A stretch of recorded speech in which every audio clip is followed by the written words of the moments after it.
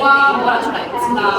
但是我在网上看，好像是说不是住宅的，好像说是那个什么以前墙倒了呀，什么墙啊？呢個圍牆喺豆腐渣，那好慘啊！你要是說像沈陽、像廣西，那就而家嘅話呢，我哋就嚟到周邊呢度啦，中山108嘅周邊，呢個就係寶龍城已經開發商有問題嘅樓盤，同埋左邊呢度呢，一大片嘅空地，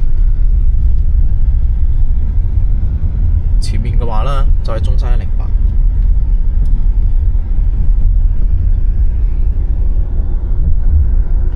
呢邊太離譜啦！呢個位置，相信各位頭先都睇到售樓部嘅片段啦，一定要避開呢啲咁嘅貨。好多業主啊，都係聽信當時嘅銷售，一片之言就買咗呢個地方。而家質量問題發生咗啦，邊個都唔想嘅，開發商就冇辦法幫各位去解決啦。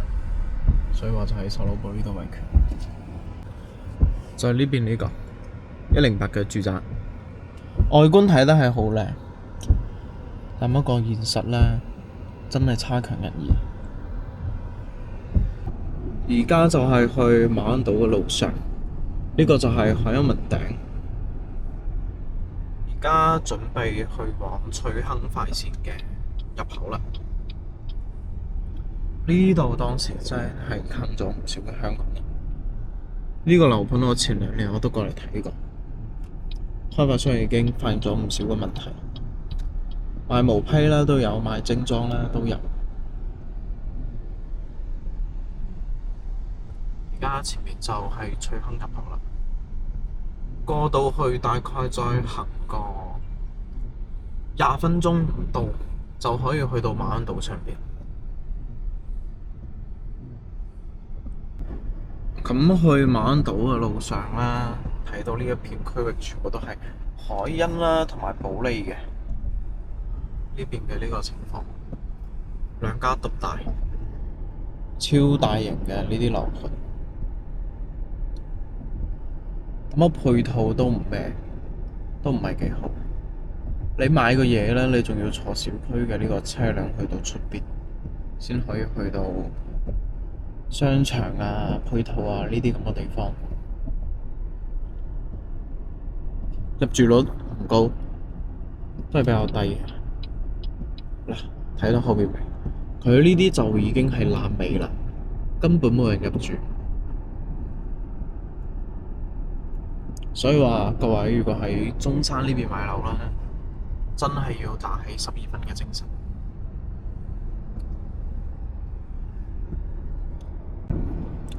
呢邊呢，就係馬鞍島嘅周邊嘅情況，一片嘅空地，同埋而家隨處可見嘅大型基建啦，就周邊啲村屋，前面就係今日我哋嘅目標馬鞍島啦。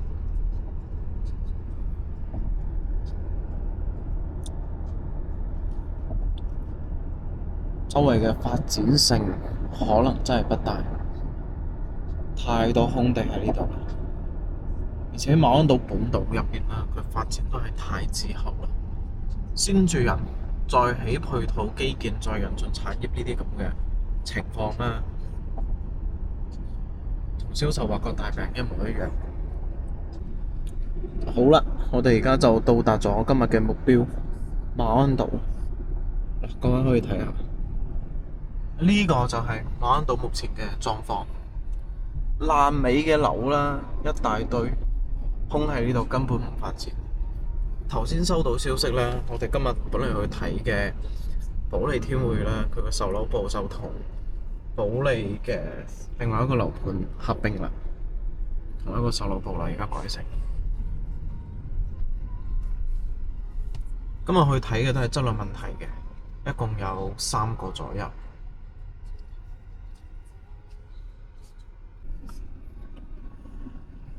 嗱，平時啦就唔係喺度鳩吹嘅，可以睇下對面呢個位置，呢度就有個爛尾樓啦，同埋佢周邊啦，而家嘅人寥寥無幾。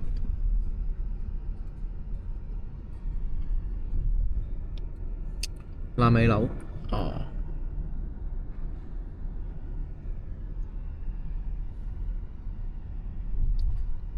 而家嘅話就去往售樓部嘅途中，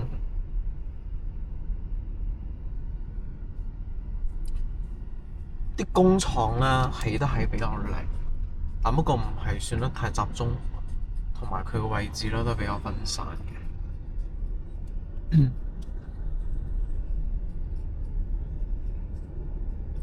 呢個就係頭先講嘅爛尾啦。呢個就唔知係邊個開發商啦，上邊冇標。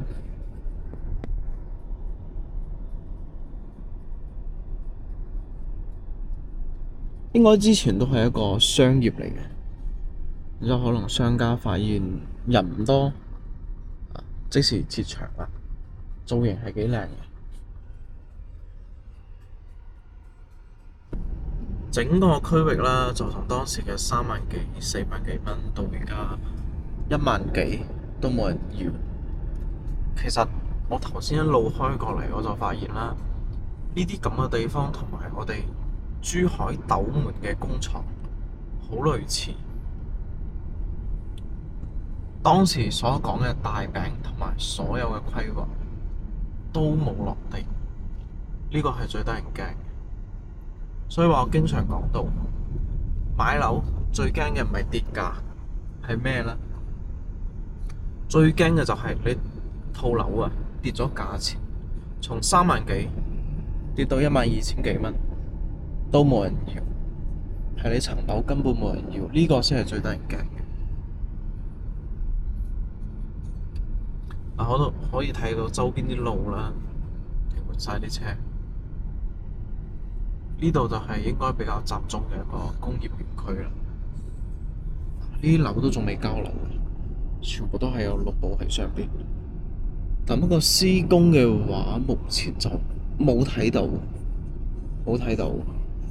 同埋各位唔知鍾唔鍾意呢啲樓嘅造型，可以喺評論區呢度發表一下自己嘅建議同埋睇法。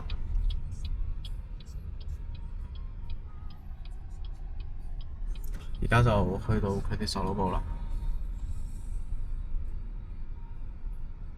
工人而家喺路邊比較多。呢個就係頭先講到嘅圍住綠布嘅呢個樓。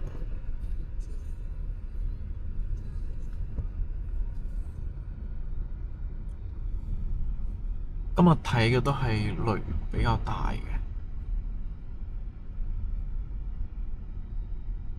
呢個應該係交咗樓啦，但我入住率啦睇都唔高。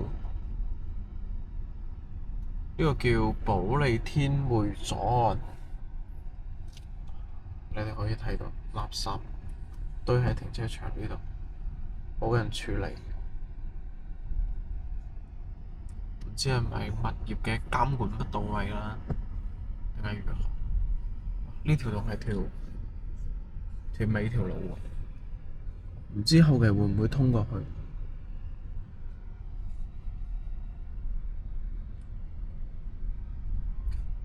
仲未有幾年就已經老化成咁啦，因為馬鞍島發展都仲未有幾年。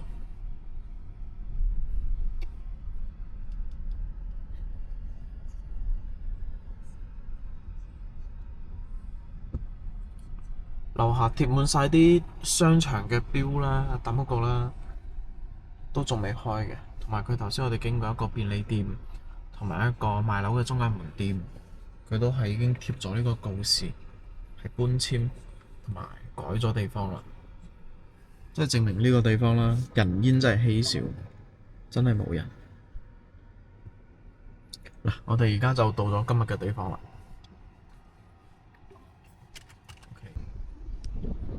嗱，而家就到咗呢個位置，可以睇翻之前應該都係開咗店嘅，但我目前呢，就已經全部搬晒，根本開唔落去。前面嘅話呢，就話營銷中心，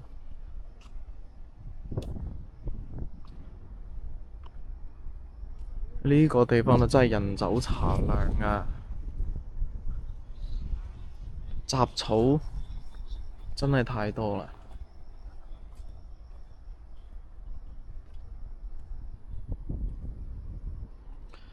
唔知睇我視頻嘅有冇買咗馬鞍島嘅人？而家到底係咩心情？可以喺評論區都可以講下。你當時係為咗自己住啦，定係諗住喺呢個地方投資？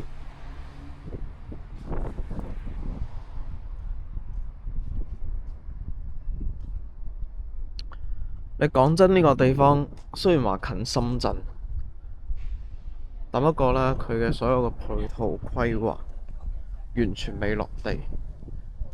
所以話點解中山會從之前嘅二線城市跌到落而家嘅三線城市啦，就係一個咁嘅原因。嗱，你哋可以睇翻呢啲咁嘅，全部都係地下陷。睇到呢啲都係比較恐怖嘅。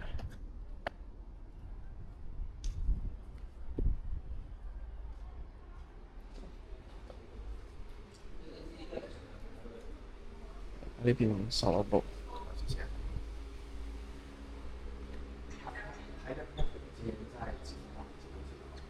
樣板間在哪一個位置啊？你樣板間而家樣板間都冇啦。謝謝。之前呢個就係售樓部啊？唔係，以前就係喺我知道啊，但係點解佢呢個唔係話搬咗嚟呢邊咩？其實搬咗呢度啊，呢度就係售樓部啊。之後連個人都冇啊！佢話未翻工啊。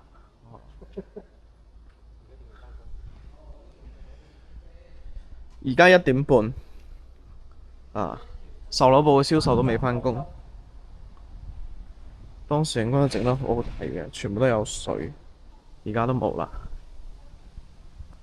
一棟樓30幾層，入住率真係太低啦。估計啊，10%都唔到。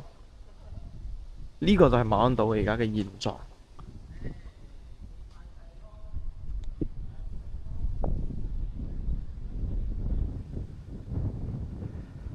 呢個就係今日我哋睇嘅第一個樓，唔知你哋諗法如何？睇完頭先個樓盤啦，我哋而家就出嚟到去往碼頭嗰邊。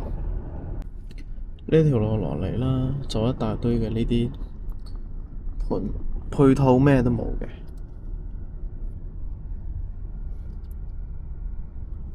所以話馬鞍島，你話佢會發展起身，你話要等到幾時啦？周邊全部都係空地，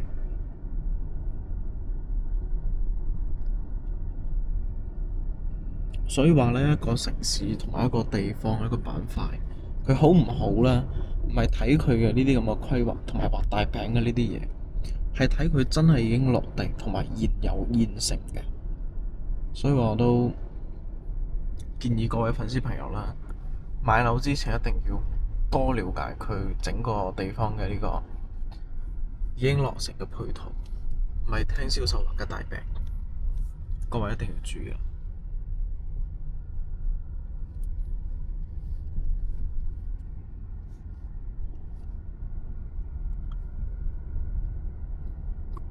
呢啲空地大家自己一睇就知道幾恐怖啊！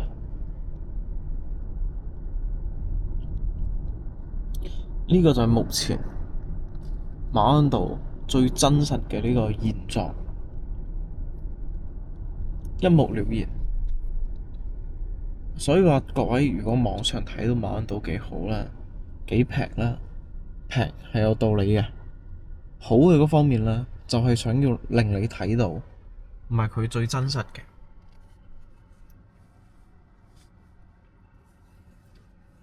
好啦，今日呢條視頻就到呢度結束啦。咁各位下期再見。